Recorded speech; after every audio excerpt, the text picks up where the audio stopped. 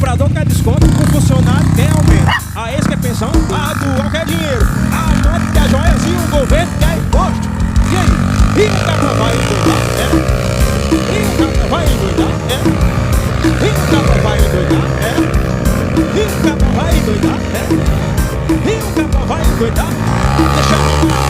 Deixa rolar, como ele não vou endoidar.